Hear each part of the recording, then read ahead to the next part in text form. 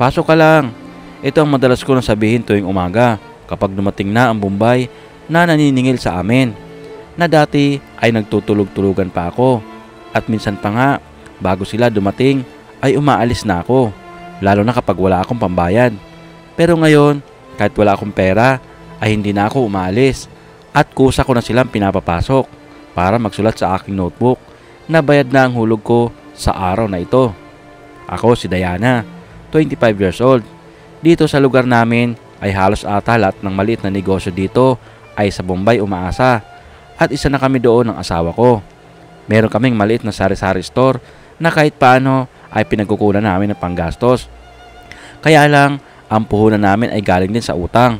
Kaya ang nangyayari ay imbis na kumita ay lalo kaming nababaon. Ang mister ko naman ay nagtatrabaho bilang warehouseman. Ako naman ay dating sales lady sa malaking mall. At halos isang taon din ako nagtrabaho ng ganon. Kaya naman, marami din sa akin ang nagsubok na manligaw. Pero nang makilala ko ang mister ko at matyaga ito naghihintay sa akin, ay sinagot ko na hanggang sa tuluyan kami magsama. Kaya lang ang trabaho ko ay every 5 months ay natatapos agad ang kontrata. Kaya ang nangyayari ay mag-a-apply ulit ako. Kaya naman, dagdag gastos ulit. Kaya naisipan ko na huminto na lang dahil halos wala rin naman napupuntahan ang sahod ko. Magtindahan na lang tayo. Ito ang sabi ko sa mister ko. Total, nasa harap tayo ng kalsada. Para naman kahit paano ay makatulong sa gastusin natin sa araw-araw. Saan naman tayo kukuha ng puhunan? Tanong ng mister ko. Meron ako nakausap ng Bombay. Papautangin daw ako ng pera.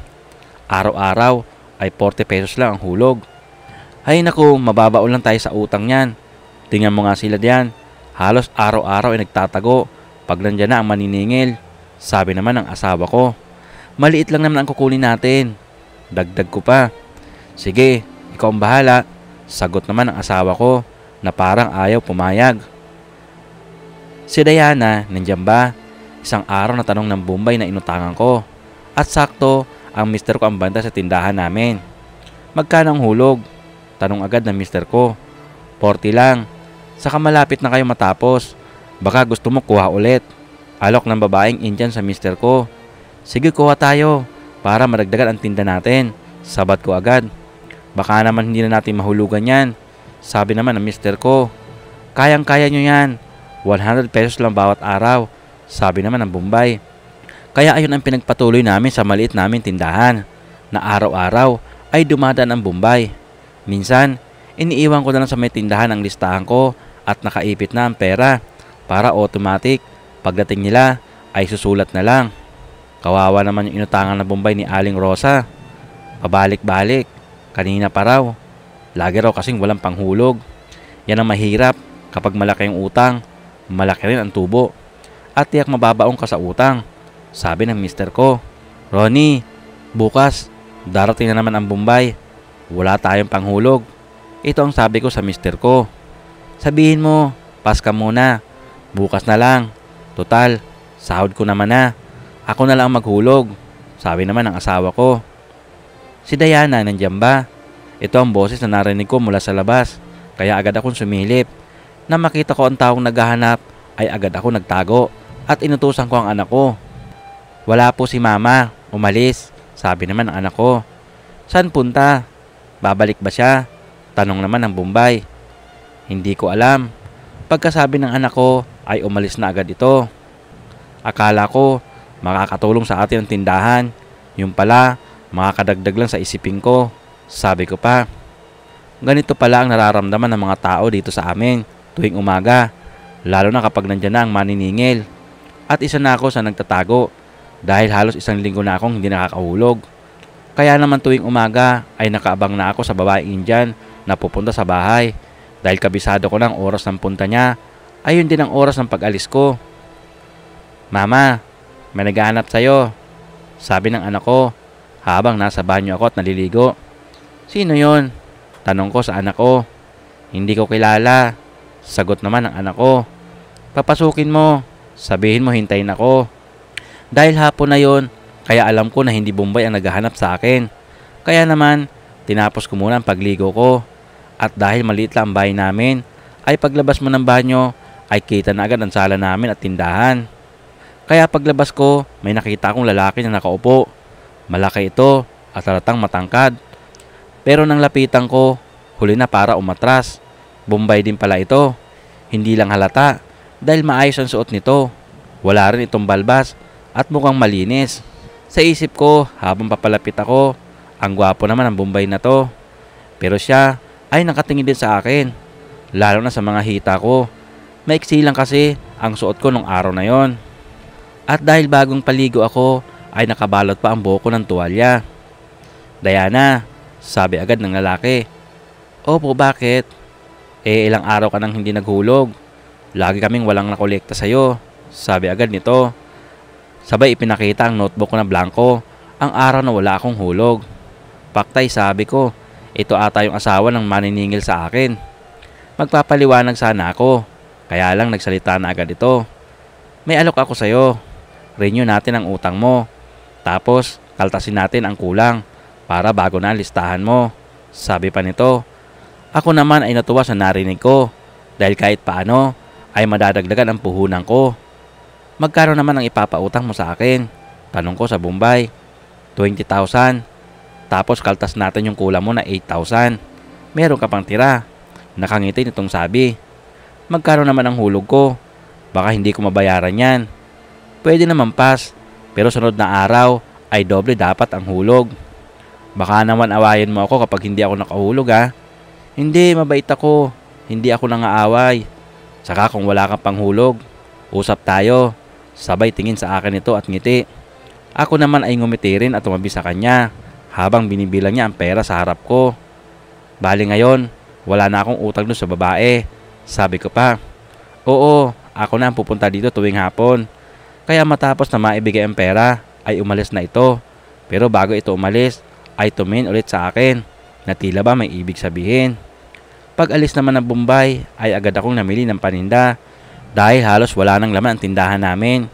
Minsan kasi, nakukuha namin ang tinda, lalo na kapag wala kaming ulam at baon ang bata. Bakit parang hindi maipintay mukha mo? Tanong ko sa mister ko nang umuwi ito galing ng trabaho. May nawala kasi doon sa area ko. Kapag raw hindi nakita yon, ay babayaran ko. Ano naman ang ibabayad ko doon? Kulang pa nga ang sahod natin. Nakasimangot na sabi ng asawa ko. Paano ba nawala? Baka naman may kasama ka doon na malikot ang kamay. Hindi ko alam.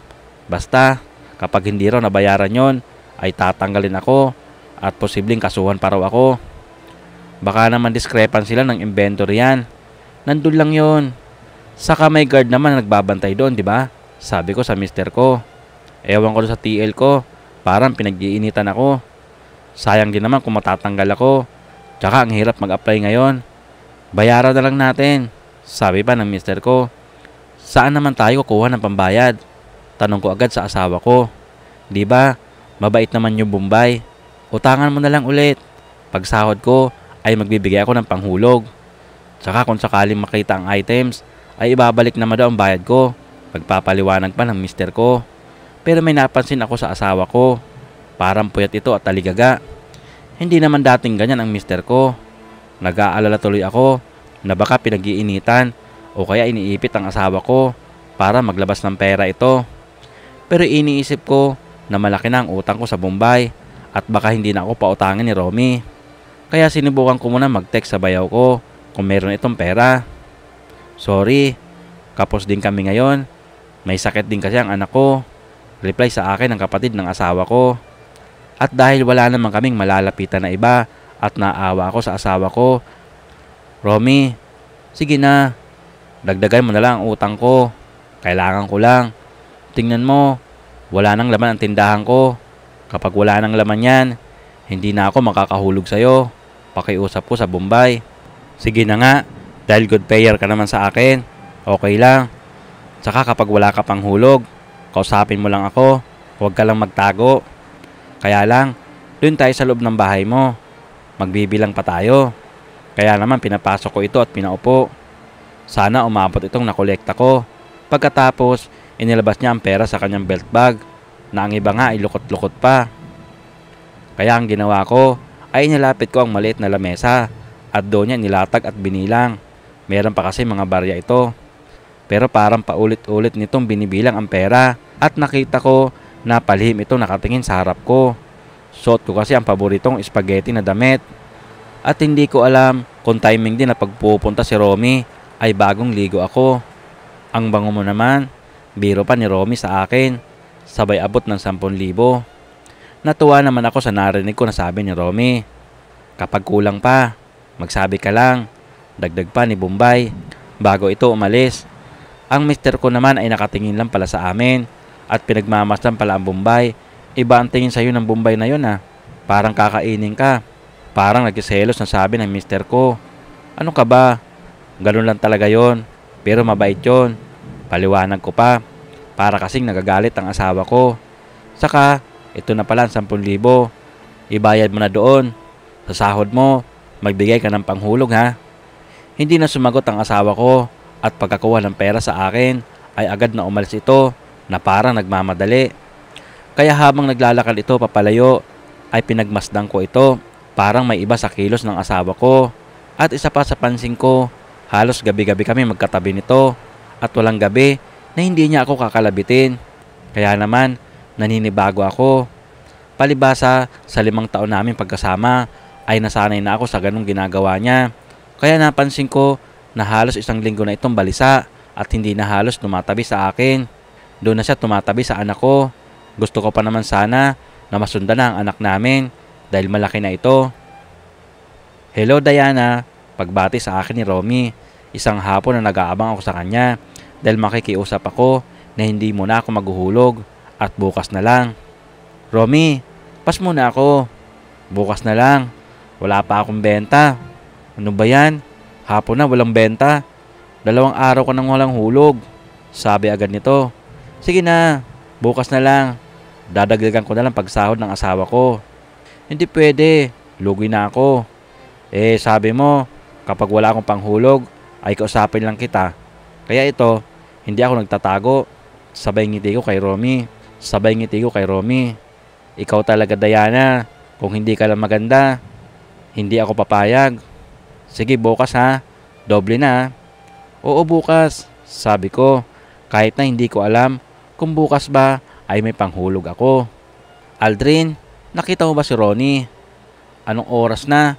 Hindi pa umuwi. Tanong ko sa kapitbahay ko na kasama ng mister ko sa trabaho. Ang alam ko out na yon, kanina pa. Hanggang 6 PM lang yon, sabi pa ni Aldrin. Saan naman kaya nagpunta ang asawa ko? 11:00 na ng gabi ay wala pa. Kaya tinawagan ko na sa cellphone ito. Pero out of coverage area ang sagot sa akin. Parang naka-off ata ang cellphone ng asawa ko. Kaya naman, habang naghihintay ako, ay nanood muna ako ng balita sa TV. At habang nanonood ako, ay may pamilyar na mukha ang nakita ko sa balita. Hindi ako pwedeng magkamali. Ang asawa ko yon. Bakit nandun siya? Pero dahil mabilis lang ang balita at parang plus report lang ito, ay hindi ko na nakuha pa ang ibang detalye. Kinakabahan lalo ako. Kaya hinagilap ko ang cellphone ko para tawagan ulit ito. Pero nakita ko na may nag-text sa akin na hindi pamilyar ang number sa akin. Ate, kasama ni Ronnie ito sa work. Pinakiusap niya na i-text raw kita. Nasa police station siya. Sa nabasa ko ay agad ko na tinawagan ang number. Hello, si Diana ito, asawa ni Ronnie. Nasaan siya ngayon? At bakit nasa police station siya? Sunod-sunod na tanong ko sa kausap ko. Ate, mas mabuti pa, puntahan nyo na lang para doon mo malaman ang totoo. Kaya naman matapos maibaba ko ang telepono, agad ako na pumunta sa address na ibinigay sa akin. Bakit? Anong nangyari? Bakit kayo ikukulong? Ito ang tanong ko sa asawa ko. Nang maabutan ko ito sa presinto, tumingin lang ang asawa ko sa akin at hindi nagsalita. Medyo malayo kasi ito sa akin at pinagbabawalan kami na kausapin ito. Pero isang babae ang sumagot sa akin. Kayo ba ang asawa ni Ronnie? Opo, ako po. Ako ang supervisor niya. Matagal na kaming nawawalan sa loob ng bodega at halos hindi namin malaman kung sino ang kumukuha dahil kumpleto naman ang inventory. Pero ang aktual na items ay wala. Pinoposlit pala nila. Kasabot nila ang tagalinis at gwardya. Hindi ako makapaniwala sa narinig ko. Wala naman ako nakikitang pera na dala ni Ronnie. Ma'am, nakaraan lang. Sabi ni Ronnie, pinagbibintangan ka sa nawala at pinagbabayad. Akala ko ba bayad na yon? Kaya nga nagbigay ako ng 10,000. Sabi ko pa sa babae, wala po kaming hinihingi na anumang bayad sa kanya. At hindi lang 10,000 ang halaga ng nawala, 100,000. At hindi pa kami tapos sa inventory. Kaya bukas, malalaman namin kung magkano lahat ng nawala. Sa narinig ko sa babae, ay naluha na lang ako. Hirap na nga kami sa buhay at nangungutang na lang ako sa Bombay para makaraos kami sa araw-araw. Pero ganito pa ang mangyayari. Maaari po bang makausap sandali ang asawa ko? Pakiusap ko sa pulis. Sige, bilisan mo lang. Sagot agad nito. Kaya naman agad akong lumapit sa mister ko. Anong nangyari? Totoo ba ang sinasabi nila sa'yo? Nasaan na ang 10,000 na ibinigay ko? Ang asawa ko naman ay nakayuko at naluluha ito. Sorry, napasama lang ako. Kung ganon, saan mo dinala ang pera na inutang ko? Nanginginig na tanong ko sa asawa ko na parang gusto kong sampalin ito. Natalo. Anong natalo? Saan natalo? Galit na tanong ko. Lulong na pala sa sugal yung mister mo, kaya nakakagawa ng hindi maganda. Sabat ng pulis na bantay nila. Lalo ako nag-init sa narinig ko sa pulis. Ronnie, kaya pala wala ka ng oras sa akin at halos hindi ka na natutulog dahil sa sugal na yan. Akala ko ba walang perang involved yan? Pagtatanong ko sa asawa ko. Minsan ko na kasing nakita si Ronnie na nanonood ng online sabong sa cellphone, kaya tinanong ko ito noon. Pero ito pala ang bago niyang pinagkakaabalahan. Diana, sorry, tulungan mo naman ako makalabas dito. Sa narinig ko na pakiusap ng asawa ko at nakita ko na umiyak ito, ay biglang awa ang naramdaman ko at sandali akong kumalma. Bukas po, malalaman natin kung magkano ang piyansa. Sagot sa akin ng pulis matapos na tanongin ko ito kung magkano ang pwedeng maipiyansa, kahit na alam ko na wala akong pera. Diana, bakit namumugta ang mata mo? Umiyak ka ba? Tanong sa akin ni Romy nang dumating ito para kunin ang hulog ko. Hindi muna ako umimik at inabot ko na lang ang notebook na listahan. Pero si Romy ay pumasok sa tindahan at lumapit sa akin. Huwag ka nang umiyak, papangit ka niyan, sabi pa nito. Matapos na hindi ko mapigilan pagluha ko. Anong problema? May maitutulong ba ako? Sa sobrang pag-iyak ko ay hindi ko na mapigilan mapayakap kay Romy. At dahil mataas si Romy ay saktong sa dibdib niya ang mukha ko. Kaya naman, nabasa na ng luha ang polo ko, sabi agad ni Romy at hinawakan ang mukha ko. May maitutulong ba ako? Tanong ulit nito sa akin. Nakulong ang asawa ko dahil napagbintangan na nagnakaw sa trabaho niya. Kaya lang, wala akong pampiyansa sa kanya. Naluluhang sabi ko kay Romy, magkano ang kailangan mo para makalabas ang mister mo? 35,000. Sagot ko agad. Malaki pala. Meron ako dito, kalahati lang. Mangongolekta pa ako. Kaya lang bukas pa. O kaya sa sunod na araw ko pa maibibigay. Sa sinabi ni Romy, ay napayakap ulit ako sa kanya. Kaya naman, kahit paano, ay naibsan ang nararamdaman ko. Matapos maibigay ni Romy ang kalahati ng uutangin ko sa kanya. Kaya matapos na umalis si Romy, ay agad ako na nagluto at nag-ayos ng damit ng asawa ko para dalhin sa kanya. Dahil simula pa kagabi, ay yung parang suot nito at hindi ko alam kung kumakain ba ito. Sa Lunes, baka makalabas ka na. Hihintay ko lang ang pera na ibibigay sa akin. Ito ang sabi ko sa mister ko matapos na puntahan ko kinabukasan at nakita ko na nakangiti na ito. Kaya naman, kahit paano ay nawala ang pag-aalala ko sa kanya dahil nakita ko na hindi naman siya sinaktan sa loob at pinakain naman pala. Sarap pala ng buhay mo dito. Libre kain ka na, may bantay ka pa. Pabiro kong sabi kay Ronnie. Ang init naman dito, saka hindi ako makatulog. Sagot naman agad sa akin ni Ronnie. Pagdating nga ng Lunes ay matyaga akong naghintay kay Romy sa pagbalik niya dahil sa pangako nito na ibibigay ang kalahati. Kaya lang, alas 4 na ay wala pa ito. Kaya isinara ko muna ang tindahan ko dahil wala magbabantay. Wala rin kasi ang anak ko, sinama ng lola niya dahil birthday ng isang apo niya na pamangking ko. Kaya naisipan ko na maligo muna. Nakaramdam kasi ako ng alinsangan ng panahon. Kaya lang, nang malapit na akong matapos, ay may narinig akong boses at parang kay Romy yun. Kaya nagmamadali ako na tapusin ang pagligo ko. "Romy, pasok ka," sabi ko agad paglabas ko ng banyo. "Akala ko nagtago ka na. Sarado kasi ang tindahan mo," patawan nitong sabi. "Wala kasi magbantay," sabi ko naman. "Bakit ngayon ka lang? Kanina pa ako naghihintay sa'yo," pabiro ko na sabi kay Romy. "Kulang kasi na kolekta ko. Walang halos nagbayad. Kaya dumaan muna ako ng bangko para mag-withdraw." Sabay na umupo ito at nilabas ang pera. Ako naman ay nakatitig lang sa kanya at nag-iisip, bakit kaya ang bait nito sa akin? Kahit na alam niya na wala akong panghulog, ay pinapautang niya ako. Kaya hindi na ako nakatiis. Tinanong ko na ito, "Romy, bakit ang bait mo sa akin?" Si Romy naman ay napatingin sa mukha ko nang sabihin ko yon. Tumayo ito at hindi nagsalita at sabay na lumapit sa akin. Hindi ko na namalayan na dumikit na pala ang labi niya sa labi ko.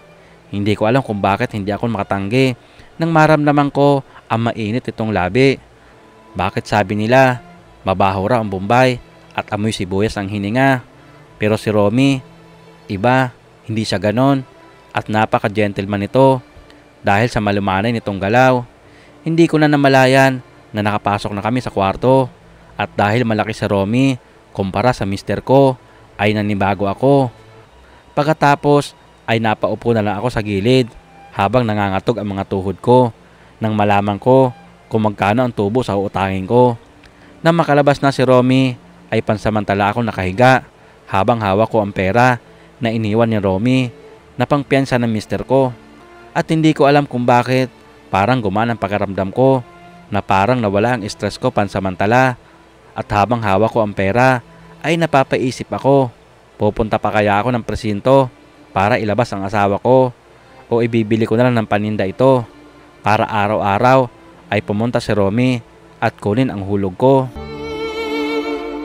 Matapos nga na makulong ang asawa ko dahil sa pagkuha ng mga gamit sa pinapasukan niya ay lalo naman akong na-stress dahil sa pag-aalala sa kanya at sa paghagilap ko kung saan ako kukuha ng perang pampiyansa. Pero mabuti na lang at mabait si Romy kaya muli akong pinahiram ng pera. Kahit na sa umpisa ay kalahati lang na ibigay nito. Kaya naman dahil halos 2 linggong wala ang mister ko sa tabi ko ay namiss ko rin ito. At si Romy na nagpapautang ang nagpawi ng pag-aalinlangan ko at pagkamiss ko sa mister ko. Pero kung dati ay sa may tindahan ko inilalagay ang notebook ko na may nakaipit na pera na bayad sa hulog sa araw-araw, ay sa kwarto na namin mag-asawa ko ito iniiwan. Doon pupunta si Romy at pagkatapos ay susulatan niya ito ng paid na ang araw ko. At kapag nakita ko na ito ay masaya na ako at maligaya dahil kahit wala ang mister ko ay paid na rin ang pangangailangan ko. "Diana, akala ko ba may pera ka na hinihintay para makalabas ako dito?" Ito ang sabi ng mister ko nang dalawin ko. Wala pa, kulang pa. Saka si Bombay, hindi na ako pinautang. Pagdadahilan ko sa asawa ko. "Kailan daw? Baka naman sina kuya meron. Puntahan mo naman. Hirap na ako dito," sabi pa ng asawa ko. "Sige, subukan kong puntahan mamaya. Konting tiis lang. Saka, kasalanan mo naman kung bakit ka nandyan. Kung hindi ka lang sana nagsugal, sana may trabaho ka pa. Tapos kami ngayon, saan kami kukuha ng pagkain? Kung tindahan lang natin ang aasahan, ay mauubos yon." Napayo ko na lang ulit si Ronnie sa sinabi ko. "May laman pa ba ang tindahan natin? Saka parang hiyang ka ata sa stress. Tumataba ka," puna sa akin ni Ronnie. "Anong hiyang? Busog lang ako. Kaya siguro nakita mo na mataba ako. Nagtitipid nga kami sa pagkain," sabi ko pa. Si Romy kasi ay may dala itong pagkain araw-araw sa bawat pagpunta sa akin para kunin ang hulog ko. At sa bawat araw na punta niya ay siguradong busog na busog ako. Kaya siguro napansin ni Ronnie na mataba ako. Makalipas nga ang 1 buwan ay hindi ko na ibinayad ang perang pinautang ni Romy at ibinili ko na lang ng paninda. At isa pa sa iniisip ko, kapag lumabas na ang mister ko, ay sigurado na hindi na makakadala ng rasyon sa akin si Romy at maninibago na naman ako. "Diana, idagdag mo itong pera para makalabas si Ronnie," sabi ng bayaw ko nang pumunta ito sa bahay. Pasensya ka na kuya. Kulang talaga ang pera dito. Sana nakalabas na si Ronnie noon pa. Sakto na siguro yan. Kawawa naman ang kapatid ko doon. Sabi pa ng bayaw ko. Kaya naman wala na akong dahilan para hindi pumunta sa presinto at bayaran ang paglaya ng asawa ko.